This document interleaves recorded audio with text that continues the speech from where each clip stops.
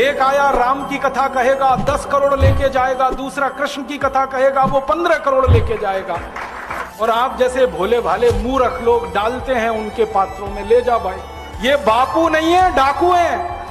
मैं आपको बहुत गंभीर बात कह रहा हूं कि ये सारे हमारे देश में जो पाखंडी लोग हैं ना, राम और कृष्ण की कथा कहने वाले, ये सरकारों के साथ मिले हुए हैं, क्योंकि सरकारों ने इनको एक कान में मंत्र फूंका है, तुम लोगों का ध्यान इस तरफ भटकाते रहो ताकि कोई महंगाई के खिलाफ न लड़े, गरीबी के खिलाफ न लड़े, बेरोजगारी के खिलाफ न लड़े, अत्याचार के खिलाफ न लड़े।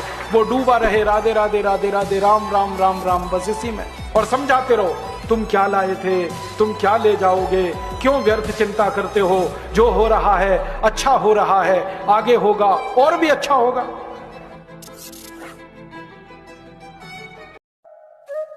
कि यह सत्ता के मसीहा, देख ले तू इतिहास, लाखों शहीद दीवाने मिलेंगे।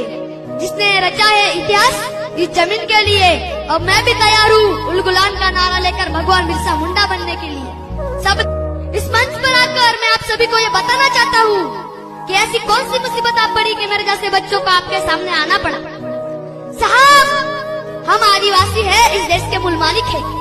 हमारे जीने का मूल स्रोत ही जल जंगल जमीन है, हमें इससे बेदखल किया जा रहा है। हमारे लिए जल जंगल जमीन उस जल की मछली की तरह है जिसे पानी से बाहर निकलने से वह तड़प तड़प कर मर जाती है। आज देश की सत्ता हमारे आदिवासियों के खिलाफ होकर हमारे संवैधानिक और मौलिक अधिकारों का हनन कर रही है। हमारी आवाजें दबाई जा रही है। इस षड्यंत्र के पीछे आरएसएस जैसे कुछ संगठन और बड़े उद्योगपति शामिल हैं। पिछले 6000 साल हो गए इस देश में किसी का शोषण हुआ है तो वो आदिवासी है। साथियों, भगवान बिरसा मुंडा ने कहा था, वही समाज जिंदा रहता है जिस समाज में आने वाली पीढ़ी को जिंदा रखने के लिए लोग मरने को तैयार रहते हैं। खुद को जिंदा रखने से ज्यादा आने वाली पीढ़ी को जिंदा रखने के लिए किया जा रहा प्रयास ही मिशन है। कभी क्रिकेट बैट लाने तक के पैसे नहीं हुआ करते थे। पिता आज भी रांची के एयरपोर्ट में सिक्योरिटी गार्ड की नौकरी करते हैं, लेकिन गुजरात टाइटंस ने झारखंड के आदिवासी खिलाड़ी रॉबिन मिंज को 3 करोड़ 60 लाख रुपए में खरीदकर रॉबिन मिंज की जिंदगी बदल दी। अभी लोन मिलता है ये मुझे पता चला है बिना ब्याज का विधायक को, तो मैं लोन लूंगा और गाड़ी की व्यवस्था करनी पड़ेगी। कारण ये है कि मोटरसाइकिल से मैं बार बार आता रहूंगा तो समय कितना लगता है। मेरी कॉन्स्टिट्यूएंसी सैलाना पड़ती, सैलाना से मैं हर बार अगर यहाँ भोपाल आऊंगा बाइक से, आप सोचिए कितना समय खराब होगा मेरा। अगर गाड़ी की व्यवस्था हो जाती है तो मेरी सुरक्षा भी बनी रहेगी और दूसरा समय बहुत ज्यादा बचेगा। 4 व्हीलर से गाड़ी पसंद कर ली आप? देखेंगे, अभी मैंने तो वो देखा था बोलेरो नियो करके देखा था। अच्छा।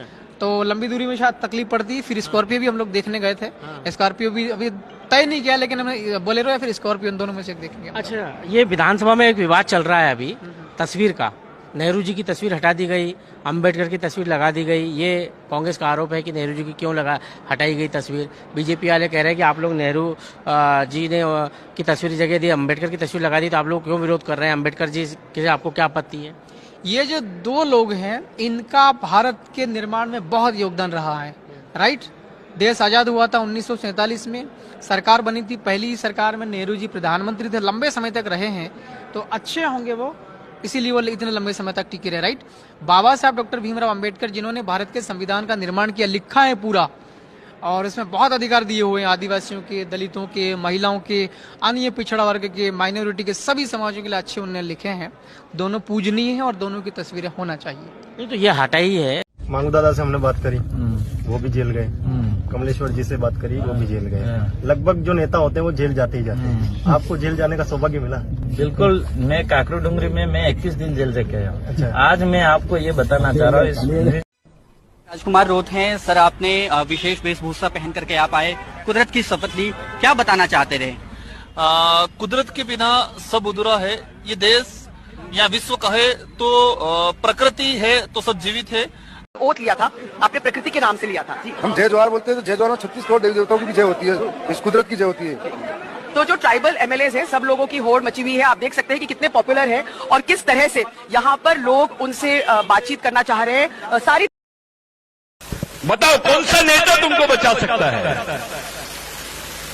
ये लड़ाई अब सामाजिक लड़ाई है। ये नेतागिरी, आर्टीगिरी, पार्टीगिरी, गांडूगिरी छोड़ो, समाज के बारे में सोचो। इसको जिंदा कैसे रखोगे तुम, इसको बचाओगे कैसे? ये समाज तुम्हारा है, तुमको बचाना पड़ेगा। हर एक यहाँ मेरी माँ बहनें बैठी है, आपको अपने बाल बच्चों को अगर जिंदा देखना है तो जेल में जाने की तैयारी करनी पड़ेगी। भगवान के सामने अगरबत्ती से कुछ नहीं होने वाला। बच्चों को जिंदा देखना चाहते हो, उनका भविष्य सुरक्षित देखना चाहते हो, तो रास्ते पे आना पड़ेगा। समाज को एक जगह आना पड़ेगा। हमारे लोग तो बहुत समझदार है, जात को ही समाज समझ लेते हैं और समाज को ही जात। मैं प्रधान हूं, मैं गोंड हूं, मैं बहगा हूं, तेरा बाप का है क्या? अबे जो अपने भाई को नहीं पहचानता वो दुश्मन को क्या पहचानेगा? और जो दुश्मन को नहीं पहचान सकता ऐसे आदमी को गांडू बोलते हैं। तो उसको ये नपुंसक विचारधारा है। ये गोंड है, मेरा गोंड है, इसी कुछ साथ में रहो। ये प्रधान है, लड़ाई के मैदान में बात कर रहा है साले। तुम्हारे को टुकड़े टुकड़े में बांट दिए। जो बहुसंख्यक समाज था आदिवासी, उसको अल्पसंख्यक समाज बना दिए। अगर बहुसंख्यक आदिवासी होते तो राज्य किसका होता? लेकिन अल्पसंख्यक बना दिए। अब संख्या आदिवासियों की है, राज कोई और करता है। क्यों नहीं बनाता कोई आदिवासियों को मुख्यमंत्री? क्यों नहीं बोलते हमारे लोगों को मुख्यमंत्री बनाओ? अब तुम लाएंगे, हमारी पार्टी है, हम बनाएंगे। कब बनाएंगे? अबे साला पार्टी आदिवासी की है और टिकट आरएसएस वाले देते हैं। कैसे बचाओगे समाज को? कब जागोगे तुम? अपना वजूद कब बनाओगे? इसलिए तुम्हारे को जो भी मिला है वो समाज के लिए मिला है। पहले समाज को जिंदा रखने की नींव रखो। नेताओं के विचारों से समाज नहीं बचेगा, ये शहीदों के विचारों से समाज बचेगा। इन पे भरोसा करो। ये हमारे सही नेता हैं। ऐसे तो कई आएंगे पाइली के 50, मैं राजा हूं, मैं नेता हूं। ये बोलने वाले तो कई आएंगे। आप लोग समझदार हो। आज तुम्हारे बाल बच्चों का भविष्य खतरे में है। वो जिंदा कैसे रहेंगे ये तुमको नहीं मालूम। तुमको नौकरियां मिलेंगी नहीं, ये गारंटी नहीं। तुम्हारी जमीन भी तुमसे छीन लेंगे। अब तुमको गांव से हटा के जंगलों में और जंगलों से हटा के बाहर। तो भी कोई तुम्हारी पुलिस रिपोर्ट नहीं लिखेंगे, क्योंकि इन लोग मिलिट्री की चौकी बनाएंगे। कानून बना है कि आदिवासी क्षेत्रों में पैरामिलिट्री फोर्सेस का ये लोग कैंप लगाएंगे, उसके लिए जमीन दी जाएगी। घास खाने वाले जानवरों के बगैर मांस खाने वाले जानवर जिंदा नहीं रह सकते। इसी तरीके से श्रम करने वाले लोग, मजदूरी करने वाले लोगों के बगैर मजदूरी नहीं करने वाले लोग जिंदा नहीं रह सकते। लेकिन मजदूरी करने वाले लोग नहीं मजदूरी करने वाले लोगों के बगैर जिंदा रह सकते हैं। इसलिए आप लोगों को, जो लोग नहीं मजदूरी करते हैं, उनके संगठन से बाहर निकलना होगा। जो लोग मजदूरी नहीं करते, उनके धर्म से बाहर निकलना होगा। जो लोग मजदूरी नहीं करते, उनके राजनीतिक दलों से बाहर निकलना होगा। और जो कमेर जातियां हैं, श्रम करने वाली जातियां हैं, उनको अपना संगठन बनाना चाहिए, उनको अपना आदिवासी धर्म बनाना चाहिए, उनको अपना बलबूते पार्टी बनाना चाहिए। ऐसा मैं कहना चाहता हूं। ये बात आप लोगों को कितनी पची है मुझे कोई फर्क। Jawar Jai Hind Pradesh, I Kamleshwar Dodiar, having been elected a member of the Legislative Assembly, do swear in the name of God that I will bear true faith and allegiance to the Constitution of India as by law established, that I will uphold the sovereignty and integrity of India, and that I will faithfully discharge the duty upon which I am about to enter. Jai Hind. जो sign है यहाँ पे, ये क्या है? इस निशान का मतलब देखिए, ये मेवाड़ का जो है वो चिन्ह है। और इसके अंदर एक तरफ पे आप देखेंगे तो एक राजपूत है और एक तरफ पे आप देखेंगे तो एक भील है।